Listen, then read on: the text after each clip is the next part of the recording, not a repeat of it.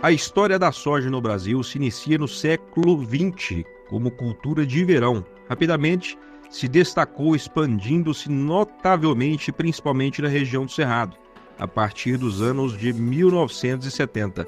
Hoje, o Brasil é um dos maiores produtores mundiais, com mais de 44 milhões de hectares plantados e uma colheita que supera 154 milhões de toneladas em 2023, segundo a Conab. Essa cultura desempenha um papel vital na economia, tanto nacional quanto internacional, graças à sua notável versatilidade de uso em diversas indústrias, incluindo a veterinária, alimentícia, farmacêutica, cosméticos, tintas, adesivos e plásticos. E vamos falar dessa cultura de uma forma bem diferente hoje, falando sobre a fisiologia, e os aspectos que os herbicidas atuam nesta importante cultura. PlantCast, o primeiro podcast sobre fisiologia e nutrição de plantas.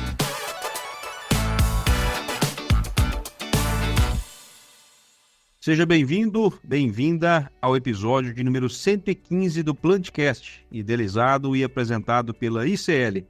Eu sou Ismael Andrade, host deste PlantCast, e agradeço por sua audiência nesta grande comunidade do agronegócio. Para compor o time ICL, convido Bruno Rocha, ele que é engenheiro agrônomo, doutorando em nutrição de plantas pela UFV, e atualmente consultor de desenvolvimento de mercado na Comercial Goiás Norte. Seja bem-vindo, Bruno. Olá, Ismael. Olá a todos os nossos ouvintes. Para mim é uma satisfação imensa estar aqui hoje para a gente discutir mais um tema de suma importância para a nossa agricultura. Eu tenho certeza que será mais um podcast que vai agregar e contribuir bastante para os nossos ouvintes. Maravilha, muito bom, Bruno. Convido também Fernando Correia, ele que é engenheiro agrônomo, mestre em ciências agrárias pelo IFG Goiano, Campus Rio Verde, e consultor de desenvolvimento de mercado da ICL na Comercial Piauí. Seja bem-vindo, Fernando. É um prazer, satisfação muito imensa estar aqui com vocês e esperamos levar uma informação que os nossos ouvintes vão aproveitar bastante. Muito bom, Fernando. E, trazendo sua expertise e sua experiência, dou as boas-vindas ao nosso convidado especial deste episódio, professor Cássio Ferreira Mendes, ele que é engenheiro agrônomo, graduado pela Universidade do Estado de Mato Grosso, mestre em produção vegetal pelo UFV e doutor em ciências e energia nuclear na Agricultura Sena, Universidade de São Paulo, com sanduíche na Universidade de Minnesota, nos Estados Unidos. Atualmente é professor adjunto de Biologia e Manejo Integrado de Plantas Daninhas do Departamento de Agronomia da Universidade Federal de Viçosa, habilitado pela Comissão Nacional de Energia Nuclear para o preparo, uso e manuseio de fontes radioativas com aplicação no ensino e na pesquisa. E bolsista de produtividade em pesquisa do CNPq nível 2. Seja muito bem-vindo ao PlantCast, professor Cássio. Olá, Ismael, muito obrigado pelo convite, agradeço a ICL e espero que o nosso bate-papo seja bastante importante e contribua para o manejo de plantas daninhas da cultura da soja. Muito obrigado e aproveitem todos os ouvintes esse importante podcast. Muito bom, Cássio, com certeza vai ser mais um episódio aí que vai nutrir toda a nossa comunidade, E dando start aqui o nosso bate-papo, professor Cássio, nós sabemos que dentro da safra, dentro do planejamento ali, são inúmeros pontos, inúmeros fatores que precisam de atenção para que lá na frente o produtor, a produtora, colha bons resultados, Então a escolha de um bom material genético, de uma semente com vigor, análise de solo, uma correção de solo, adequada, a janela de plantio, profundidade de semeadura, fertilizante, ideal, enfim, são inúmeros pontos. E eu gostaria de atentar para um ponto aqui super importante também, que são ali aquele banco, né? Aquele banco de sementes, né? A comunidade de plantas daninhas presentes ali na área, né? Antes da semeadura, né? Que pode estar ali em diferentes status fenológicos. A gente tem planta recém-emergida, planta em fase vegetativa já e plantas na fase reprodutiva. Queria que o senhor comentasse para os nossos ouvintes, né? Quais os pontos que devem ser observados para tomada de decisão no controle de plantas daninhas em pré-semeadura na cultura da soja, professor? Ótima pergunta, né? Quando a gente fala de banco de sementes de plantas daninhas, a gente tem uma infinidade de plantas daninhas. Por isso que a gente chama de comunidade infestante de plantas daninhas. Então, é comum termos 20, 30, 40 espécies dentro da área. Então, estou falando de uma comunidade. E uma comunidade que muitas das vezes eu tenho espécies de difícil controle, né? Como capim amargoso, capim pé de galinha. Nós temos problemas grandes também com trapoerabas, picão preto e problemas com resistência dessas espécies, né? Temos problemas com buva, que é uma daninha que produz uma grande quantidade de semente. Cada indivíduo pode produzir até 200 mil sementes, né? O caru, o amaranthus palmeri pode produzir até 1 milhão de sementes. E dentro dessa comunidade nós temos espécies C3 e C4, né? Espécie C4 absorve e aproveita muito mais a luz, então cresce com muito mais vapor, né? As gramíneas, os capim. Isso faz com que a gente tenha uma comunidade muito grande de plantas daninhas. Principalmente se a gente deixou essa área em pousio. Então, em pousio eu tenho uma área com infestação muito maior se ela está sendo cultivada, se ela está em cobertura, se ela teve um manejo outonal. Então é importante a gente entender que precisamos fazer o controle dessas plantas daninhas. Não queremos fazer o plantio no sujo, então temos que fazer o plantio no limpo.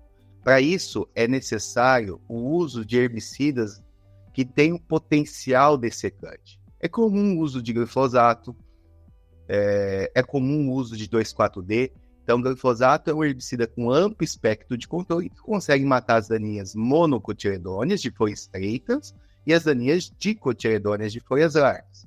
Então, é importante o herbicida que a gente se usa bastante nesse sistema. E também o uso de latifogicidas. Que é isso, professor? É aquele herbicida que mata as daninhas de folhas largas, como, por exemplo, 2,4-D. Então, comumente, a gente tem o uso de glifosato e 2,4-D para dessecar essa minha área, né? E é importante eu entender. Sempre digo, entenda a biologia da espécie, o estágio fenológico dessa espécie. Então, podemos ter buva pequena, média, buva adulta, amargoso pequeno, amargoso entorcerado com rizoma já produzindo semente. Então, esse estágio é bastante importante. Geralmente, a gente tem espécies já adultas. Então, eu preciso de herbicidas que absorvam e transloquem para poder chegar no sítio de ação e a gente ter uma boa dessecação. A partir daí, eu consigo vir com a minha semeadura da soja. Mas, um detalhe importante é, o glifosato aí cai no solo, fica fortemente sorvido. Ele é um herbicida pós-emergente, aplicado na pós-emergência. Então, ele fica fortemente sorvido, não tem ação residual. Mas, o 2,4-D é um herbicida também pós-emergente, aplicado depois da emergência da planta daninha, mas ele tem um efeito residual no solo. Então, bastante atenção aí entre a aplicação de 2,4-D e a semeadura da soja. Nós temos que ter um intervalo de 15 a 20 dias para não causar um efeito tóxico na soja, né? Então, nós temos soja que não é enrich, não é resistente a 2,4-D. Então, isso pode causar uma toxicidade na soja também. Então, para evitar isso, bastante atenção a esse tempo de espera entre a aplicação e a semeadura da soja.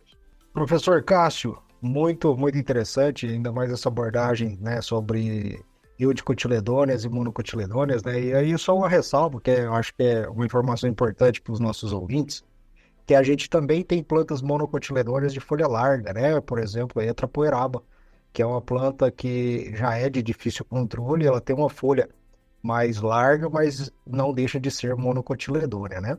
Pensando, né, o professor abordou o controle da comunidade infestante ali no pré-plantio da cultura da soja, né? E é um assunto muito importante, porque muitas das vezes a gente tem áreas que estão em pousio antes da entrada da cultura. E realmente teremos, né, vários estágios de desenvolvimento aí nessa comunidade de plantas infestantes. Após o controle, né, eu acho que antigamente utilizava-se muito, né, de alguns anos para cá, está sendo voltado à utilização de herbicidas pré-emergentes e, inclusive, a indústria vem alterando, né, algumas formulações também que antes precisavam ser incorporadas para terem uma atividade, como, por exemplo, a trifularina, que perdia sua ação por fotodegradação muito rapidamente. E aí eu gostaria, professor Cássio, que você comentasse para os nossos ouvintes a importância da utilização dos herbicidas pré-emergentes e se há algum efeito negativo aí da sua utilização sobre a emergência inicial da cultura e absorção também de nutrientes e formação dos nódulos ali para fixação biológica de nitrogênio. Bom, Fernando, primeiramente é importante ressaltar que a tapoeraba é uma espécie monocotiledônea, né? E a gente comumente confunde ela com uma espécie dicotiledônea por conta da estrutura da folha e dos herbicidas que matam essa espécie, geralmente são herbicidas latifoliicidas. Então, por isso, essa confusão. Jamais um graminicida vai controlar uma tapoeraba, né? Mas, o herbicida ou os herbicidas pré-emergentes, residuais, eles são bastante importantes para a gente ter o controle das plantas daninhas. Eles ganharam também uma força, Fernando, bastante grande nos últimos anos com o uso frequente dos herbicidas pós-emergentes. Então, como eu tenho uma soja RR resistente ao glifosato, eu acabo usando muito glifosato. Como eu tenho uma soja LR Liberty-Link resistente ao amônio glifosinato, acabo utilizando o amônio glifosinato. E assim vai para as outras auxinas também, né? E aí a gente tem um problema de resistência. Então, é muito mais fácil controlar a daninha na sementeira do que a daninha já adulta. Então, não existe um herbicida milagroso que vai matar a semente daninha. A daninha vai emergir no banco de semente do solo. A partir desse momento que ela emerge, emite radícula e radicela, ela absorve o produto da solução do solo. Então, absorvendo o produto, vai levar à morte dessa minha planta daninha. Então, os herbicidas residuais pré-emergentes ganham uma força bastante grande. Como você ressaltou, trifluorina não precisa mais fazer em PPI, em pré-plantio incorporado, porque ela tinha uma pressão de vapor alta, volatilizava para o ambiente, além de sofrer uma degradação muito grande na superfície do solo. Então é importante herbicida para matar as gramíneas, amargoso, capim-pé de galinha, capim-maçambará, mas precisava dessa incorporação. Então a química sempre tem trabalhado bem com a gente na agronomia aqui, formulando esses produtos de tal forma que hoje temos no mercado uma trifluorina que não precisa incorporar. Então faça a aplicação, não há necessidade mais de entrar com uma grade incorporando aí na superfície do solo. Então os pré-emergentes são importantes produtos para controlar o banco de semente do solo, como o metribuzin, né, o Maiscaus, o Mafito, aí em soja. Nós temos outros herbicidas como clomazone, S-metolacor, nós temos supentrazone também.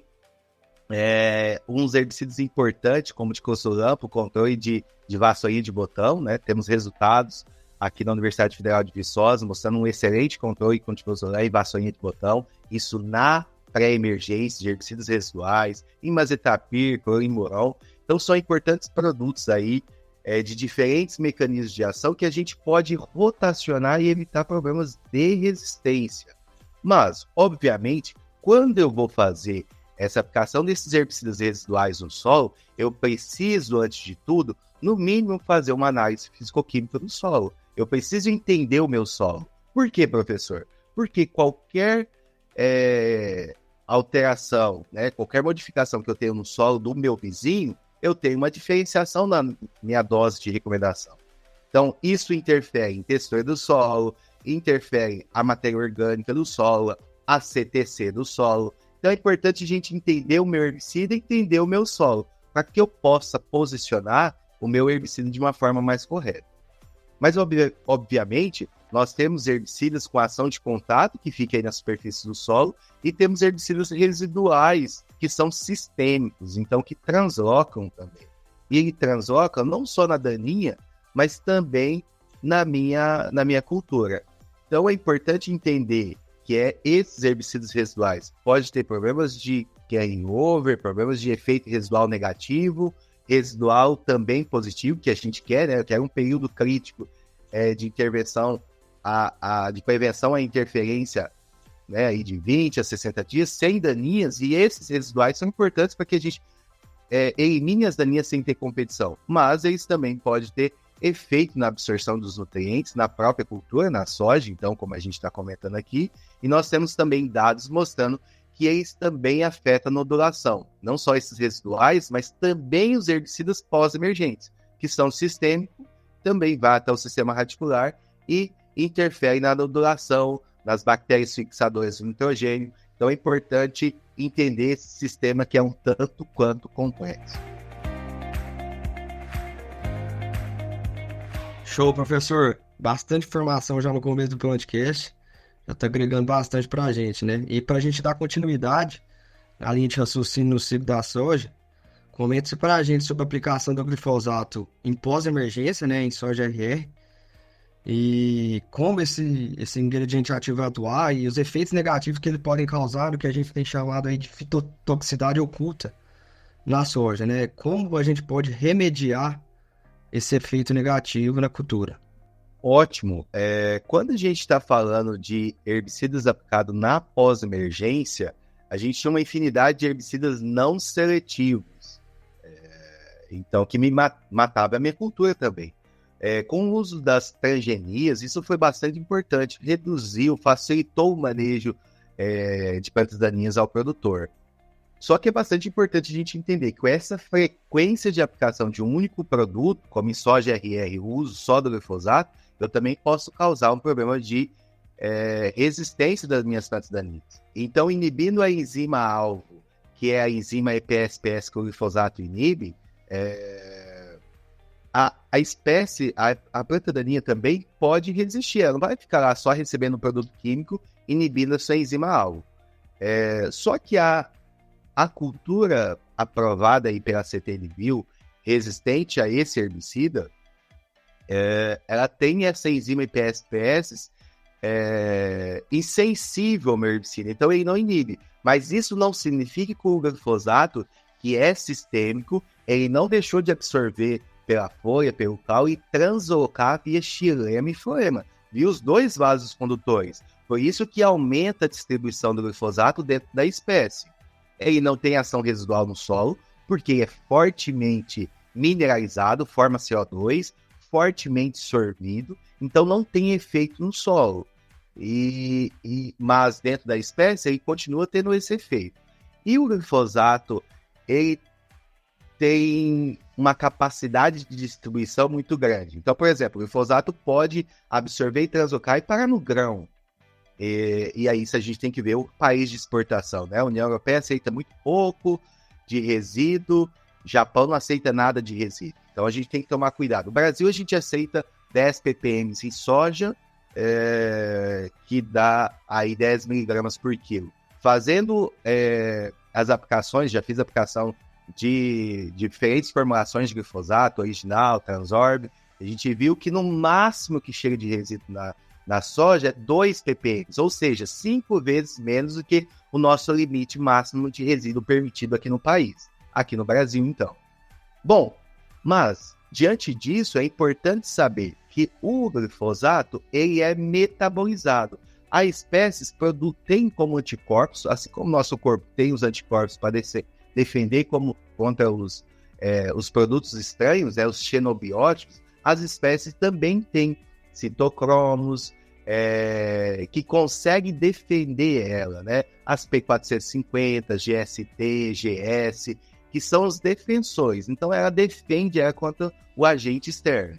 E essa defesa da espécie faz com que a quebra da molécula principal, parental, que é o glifosato, forma metabólitos. O metabólito nada mais é que o produto da degradação daquela espécie.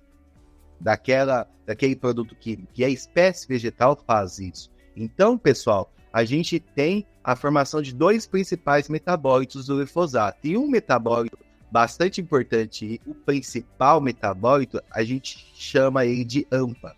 E o AMPA já tem dados na literatura que ele causa esse efeito de toxicidade, de injúria. A espécie fica injuriada em função do metabólito AMPA.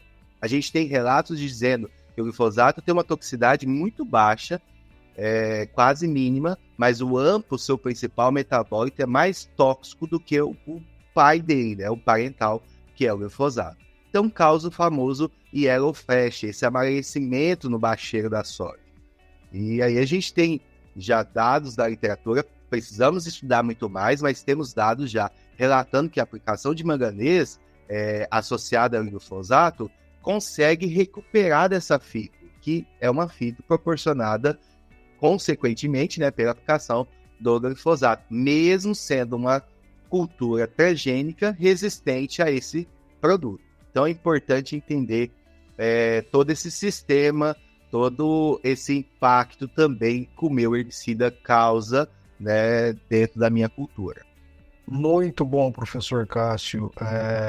Esse ponto é uma questão muito interessante, né, que muita gente tem dúvida sobre o que pode ou não ser utilizado. E eu vou trazer uma experiência minha profissional até, que eu acho que é bem interessante a gente observar isso, né, e compartilhar um pouquinho dos nossos conhecimentos sobre esse assunto.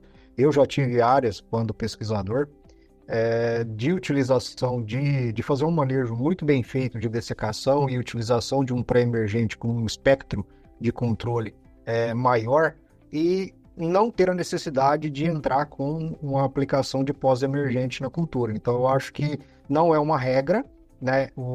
A soja RR que possibilita a entrada do glifosato, a soja RR que permite a entrada com a aplicação de glifosato em pós-emergência, ou a soja LL, ou as novas tecnologias de transgenia que estão surgindo, permite a entrada de ativos, né, que antigamente controlariam a soja também, é uma ferramenta importante, mas não necessariamente ela deve ser utilizada, né? Ela é uma ferramenta, mas se a gente fizer o arroz com feijão muito bem feito no preparo da área antes da semeadura, às vezes não tem nem a necessidade de utilização.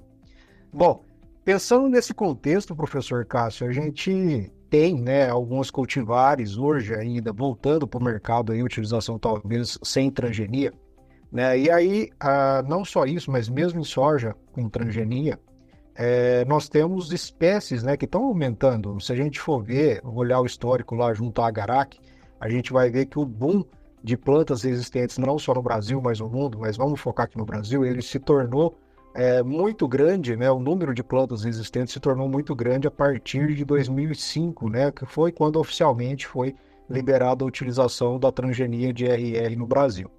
E o uso contínuo do glifosato de maneira indiscriminada, tanto em pré-plantio quanto em pós-emergência da cultura, veio acelerar aquela seletividade, né, de materiais que se tornaram resistentes à molécula de glifosato. E hoje a gente tem algumas espécies de norte a sul do país, vamos citar aí batido como bula, ou o próprio capim amargoso. Na região do Cerrado hoje a gente já tem o capim pé de galinha, que já estão não só com uma resistência simples, mas sim com resistência cruzada, e isso vai diminuindo o espectro de controle que a gente vai ter para utilizar no manejo em pós-emergência dessas plantas daninhas.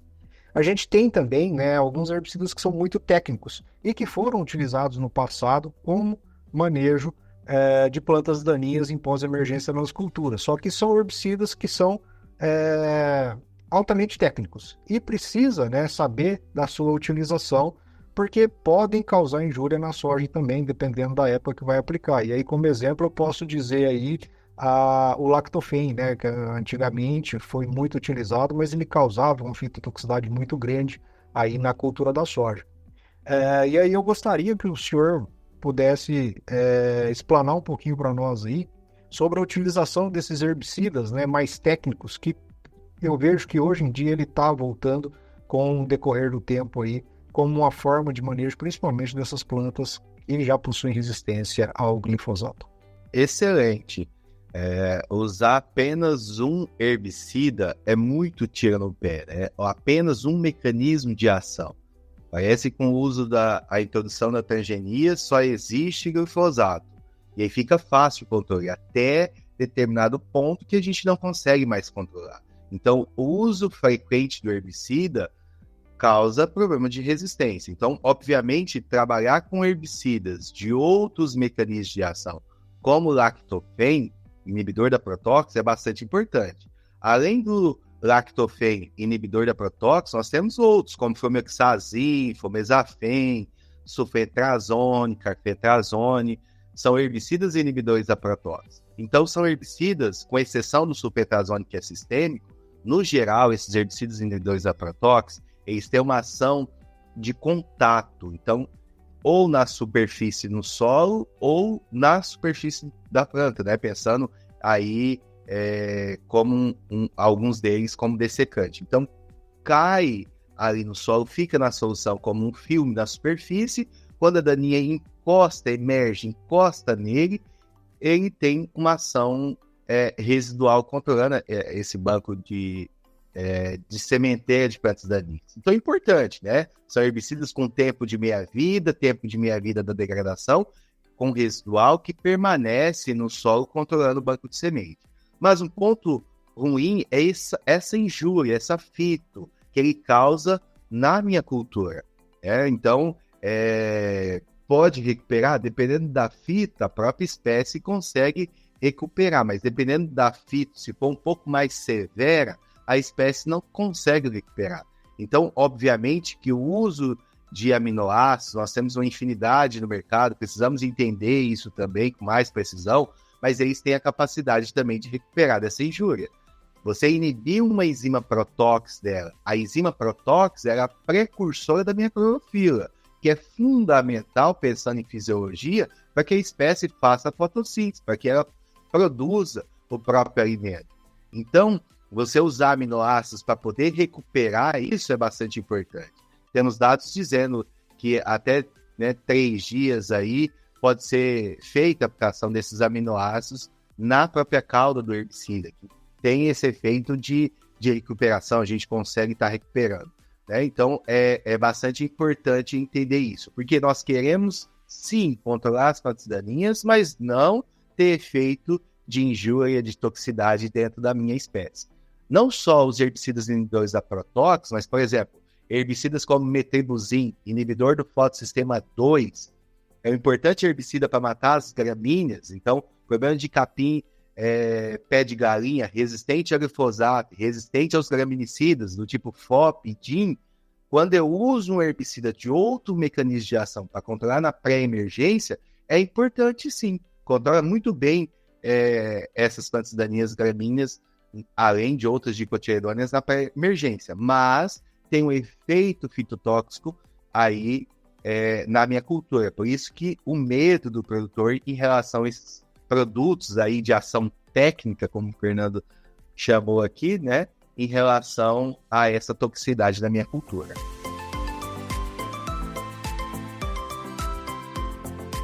Excelente, professor. Dando continuidade agora, a gente pensando em dessecação, a gente sabe aí, né, do banimento do uso e comercialização do paraquat no Brasil. Quais as opções, além do diquat, o produtor pode utilizar para dessecação e pré-colheita da soja, pensando em custo de operação, velocidade de dessecação, efeito do controle sobre essas plantas daninhas que já emergiram na área durante o ciclo da cultura? Importante, quando a gente fala da saída do paraquat do mercado, a gente ficou quase doido, né? O que eu vou fazer sem esse paraquat, que é um herbicida inibidor do fotossistema 1, com uma ação muito rápida e ação de contato. Então, a dessecação é bastante importante. O que faz a dessecação? Ela faz deixar uniforme a minha colheita. Então, eu tenho uma maturidade uniforme. Isso é bom para mim, né? E eu tenho uma antecipação de colheita. Então, antecipa aí 7, 10 dias, né? Isso é bastante importante. Com herbicida com ação rápida. Agora, eu vou recomendar um herbicida com ação sistêmica lenta para substituir esse paraquat? Não, vou recomendar herbicidas com ação rápida. Então, assim como o paraquat, nós temos o diquat. Ele não é tão bom nem tão eficiente como o paraquat, um pouquinho mais lento, mas também tem uma ação de contato. Então, eu digo sempre que é um irmão aí do paraquat. Então, é sim uma opção que nós temos para dessecação. Nós temos também opções, dependendo da transgenia que nós temos, né? Obviamente, eu não vou usar em soja LL resistente ao amônio glifosinato, mas as outras que não forem resistentes, o amônio glifosinato, inibidor da glutamina sintetase, da GS, é um importante herbicida para dessecação. Também tem ação de contato e também consegue fazer a tua dessecação. E outros, como inibidores da Protox, né, que tem uma ação rápida, consegue matar rapidamente, como o flormexazin, a associação do HIT, do flormexazin, com glifosato. Então, posso associar um herbicida sistêmico, que também já consegue estar matando a infestação de planta daninha, junto com um dessecante, que nesse caso é inibidor da Protox, que é o flormexazin, com também ação de contato. Excelente, professor. A gente sabe que quanto antes os produtores manejar, né, o controle dessas plantas daninhas, melhor. No entanto, a gente vê que grande parte do Brasil o manejo inicia somente na dessecação, na pré-semeadura e da cultura da soja. Aborda para a gente sobre o manejo antecipado, o manejo outonal, que deve ser iniciado logo após a colheita da última safra do ano. Esse ponto é bastante importante, porque se eu deixar no período de entre-safra a minha área em pousio, obviamente que eu vou ter uma infestação grande de amargoso, de bulva, de corda de viola, de vassourinha de botão, que é um problema grande também, dos caruru. Então, eu tenho um problema grande de infestação. Eu tô com a minha área descoberta, é um prato cheio para infestação de planta daninha. Então, não posso deixar essa área aberta. Ou faz uma cultura nesse período de cobertura, que também é um manejo de plantas daninhas dessa cobertura. Eu estou tendo um manejo cultural, estou sufocando, suprimindo a infestação de plantas daninhas. Principalmente aquelas daninhas miudinhas que germinam na superfície do solo, que é as sementes miúdas, como bulva, como capim pé de galinha, germina só na superfície do solo, amargoso. Então, a gente consegue sufocar com essa cobertura. Posso também ter essa cobertura verde, também dessecar isso, é uma cobertura morta, né? Um mulch aí, uma cobertura. Então, isso é bastante importante. O sistema de plantio direto também é bastante importante para a gente. Mas, voltando a esse período de manejo outonal, eu preciso trabalhar com herbicidas para manejar as minhas plantas daninhas que estão aí. E é importante eu pensar em herbicidas de amplo espectro de controle, né? Herbicidas que vão controlar todas as minhas plantas daninhas. Se for pós-emergente, herbicida como glifosato, 2,4-D, a gente tem que fazer, se há necessidade do fluxo de semente voltar a infestar, se há necessidade de reposicionamento, de aplicação sequencial do herbicida, a gente reposiciona. Ou, se não, posso também utilizar herbicidas residuais que permaneça controlando por mais tempo, desde que não causa uma intoxicação, uma fito na minha próxima cultura, né? No meu próximo ciclo de cultura.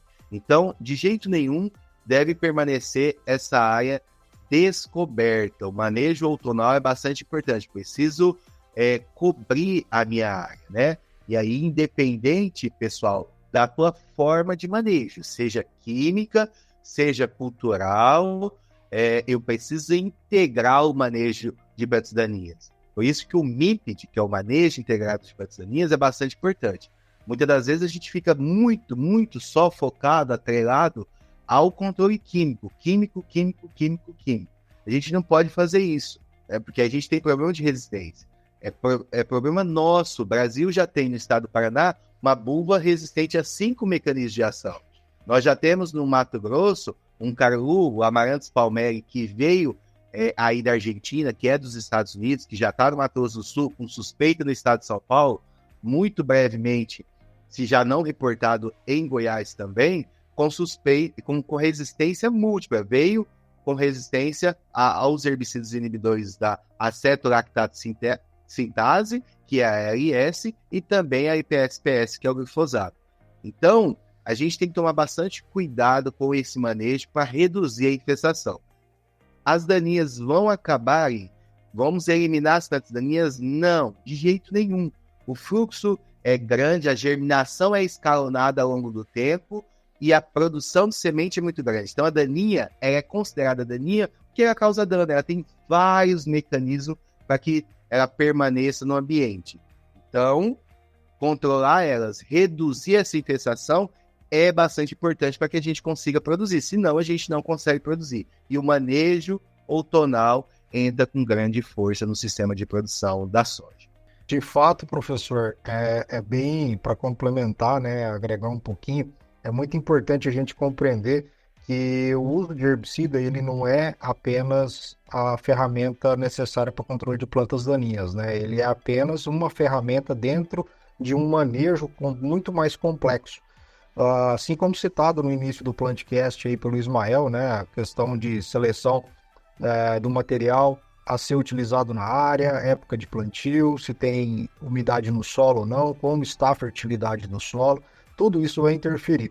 E a gente vê que nesses últimos anos, no Mato Grosso e também na Rondônia, já com fatos ali já reportados ao Agarac, e é uma planta de muito difícil controle, até por conta do desenvolvimento que ela tem, né, que é muito rápido. Então, quando a gente vai observar a taxa de desenvolvimento inicial da cultura, seja ela soja, milho ou algodão, indiferente da cultura que seja, quando comparada a uma planta daninha, que ela vai desenvolver muito mais rápido, né? Então a gente tem que preconizar várias ferramentas para montar um manejo adequado aí para o controle das plantas infestantes.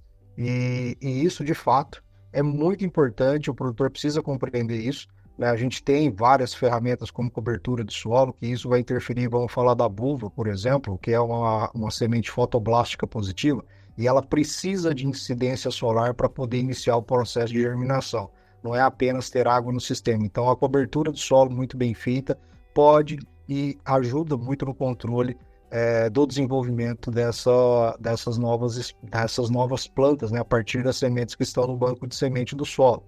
E um outro fato, né, a gente não pode ser imediatista, né, o manejo de plantas daninhas ele tem que ser construído ao longo dos anos, até porque a gente já tem relatos de pesquisa de mais de 20 anos aí, no qual até hoje não conseguiram acabar com a estrutura, né, de banco de semente das plantas daninhas que estão nesse experimento, né? Até hoje, mesmo sem nenhum tipo de cultivo, mesmo sem deixar plantas chegarem na fase reprodutiva, ainda continuam emergindo do solo.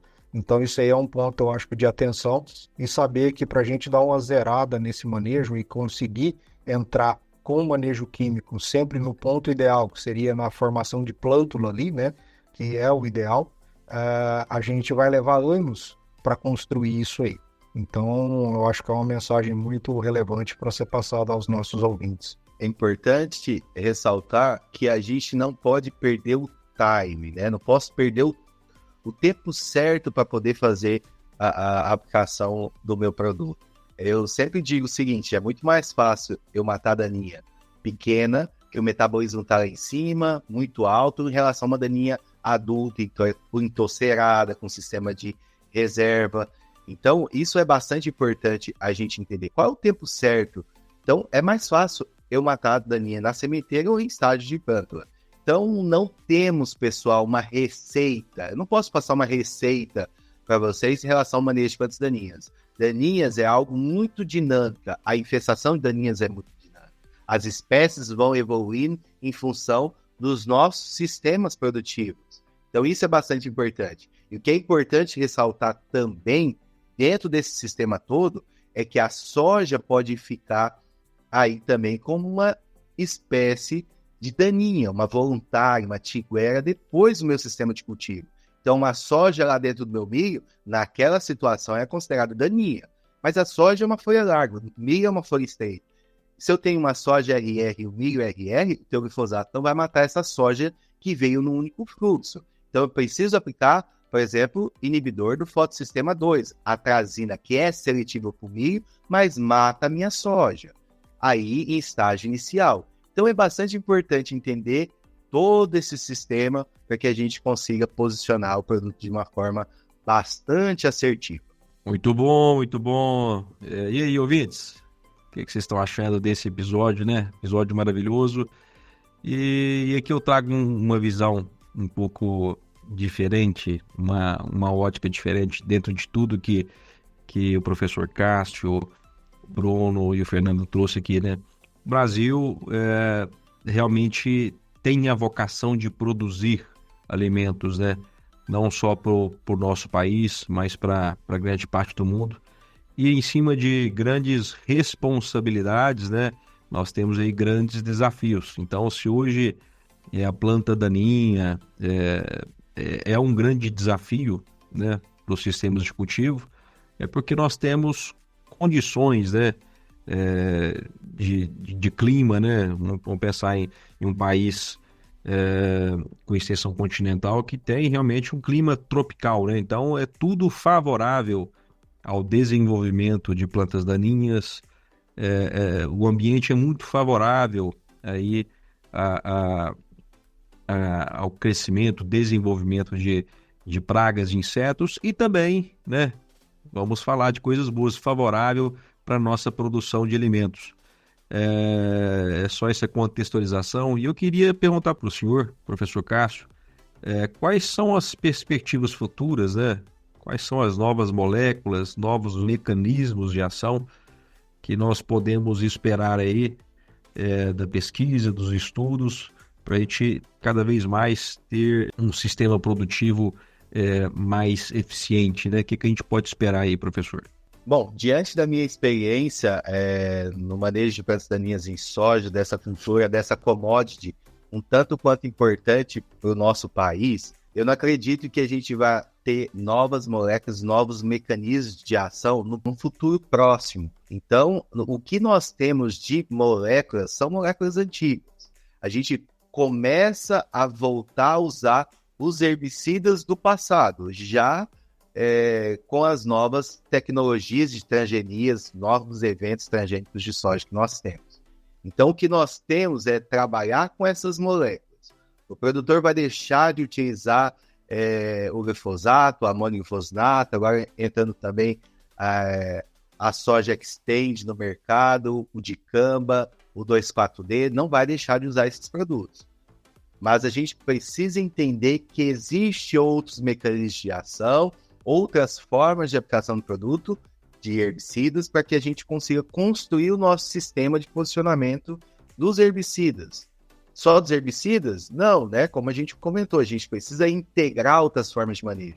Então, eu acredito com muita força que sistema de plantio direto, dessecação com glifosato, a formação de palha, é um sistema bastante importante para manejar as plantas daninhas. São todas? Não, porque a gente precisa entender que a biologia de planta daninha é diferente. Então, o fluxo delas são diferentes, elas têm uma diversidade. Então, a gente precisa entender caso a caso. Mas, como perspectiva futura, acredito muito em novas tecnologias voltadas para o manejo de plantas daninhas, como, por exemplo, aplicação em taxa variada. Eu ter sensores, e isso já é realidade, na pós-emergência. Então, eu vejo uma daninha, faço aplicação aqui e ali. Hoje, a gente recomenda aplicação em taxa única. Às vezes, eu não tenho infestação naquele talhão, naquela parte, naquela área. Para que eu estou fazendo aplicação de herbicida? Então, a gente pode posicionar o produto correto. Qual é o produto que precisa vir aqui? Eu tenho 4 tanques no pulverizador, perdão. Eu tenho aplicações com drones localizadas. Eu tenho trabalhado também muito fortemente com os meus alunos de pós-graduação em fitotecnia, aqui na Universidade Federal de Viçosa, com aplicações em taxa variadas em pré-emergência, em residual, porque o residual é bastante complicado, né? Eu não estou vendo a minha infestação de daninhos, só é a sementeira. Então, a gente já tem dados mostrando que o controle de caruru roxo e o controle de capim-pé de galinha com metribuzin tem sido bastante eficiente. Então, eu consigo reduzir a recomendação, a dose de recomendação em 50%, em 60%, em 70%, dependendo da minha área, entendendo teor de matéria orgânica, entendendo textura, entendendo a capacidade de troca catiônica, se o herbicida é ionizado ou não, entendendo o pH, que a gente aumenta lá com a nossa calagem. Então, isso é bastante importante. Então, acredito que a gente tem que fazer um posicionamento bastante assertivo das plantas daninhas, qualificar o pessoal para entender essas moléculas e não ter medo delas. Uma vez que eu entendo, eu consigo posicionar ela de uma forma mais assertiva, até que a gente tenha, né, um futuro um pouco mais distante, novos ingredientes ativos, novos mecanismos de ação no mercado. Muito bom, professor. Já estamos partindo aqui para o encerramento deste grande episódio. E aqui falamos sobre herbicidas, né? Isso. E toda a sua ação fisiológica dentro da cultura soja, né? E aqui cabe muita conversa, cabe muitos desdobramentos, né? Porque realmente é um tema complexo e muito interessante dentro do sistema de plantio. Queria te agradecer, professor. Muito obrigado por trazer aqui a sua experiência, a sua expertise, o seu sentimento, né, sobre aí o futuro, e deixo aqui à vontade para o senhor deixar aqui as palavras finais para os nossos ouvintes e deixar também os seus contatos, né, como é que os nossos ouvintes podem entrar em contato contigo. Bastante importante a gente falar de plantas daninhas e plantas daninhas em soja. Isso é bastante gratificante, espero ter contribuído aqui com vocês. Eu tenho meu contato no LinkedIn, com K2S, Cássio Mendes. Também podem me contactar via Instagram, via Facebook, Cássio Mendes também. É um enorme prazer poder contribuir com vocês. Associe sempre uma mensagem assim, associar sempre a química com a agronomia, com a tecnologia de aplicação, com a genética, porque herbicida não é só entender de herbicida, é muito multidisciplinar, é de biologia de planta daninha. Então, a gente entendendo isso, a gente não vai ter medo, né? A gente vai posicionar os produtos cada vez mais corretamente dentro do nosso sistema. Agradeço a Plantcast, a ICL pelo convite. Muito obrigado a todos e a todas. Bom, obrigado, professor Cássio. Fernando, ficamos por aqui. Suas considerações finais, meu amigo. Bom, eu queria agradecer ao professor Cássio por ter aceito aí o convite. E eu agradeço também ao Bruno por ter me convidado para participar aqui do Plantcast. E espero poder ter contribuído de alguma maneira aí aos nossos ouvintes. Muito obrigado. Muito bom, Fernando. Bruno, ficamos por aqui também. Suas considerações finais, meu amigo. Queria agradecer novamente, professor Cássio, por aceitar o convite, por todo conhecimento, experiência, informações repassadas. Tenho certeza que foi um podcast que agregou e contribuiu bastante para nós aqui presentes e também para todos os nossos ouvintes. Obrigado também aos meus parceiros Ismael e Fernando por dividir aqui mais um podcast. Maravilha, Brunão. Isso aí, pessoal. Nossos caros ouvintes, nossas ouvintes, obrigado pela audiência. Não se esqueça de seguir o nosso perfil no Spotify ou em sua plataforma de áudio favorita. Também nosso perfil lá nas redes sociais, no Instagram, estamos também no TikTok. Siga ali o nosso perfil no LinkedIn, nosso canal no YouTube e também acesse o site ICL América do Sul. Ok? Ficamos por aqui, um grande abraço e até o próximo Plantcast. O Plantcast é uma produção da ICL, Impacto para um Futuro Sustentável.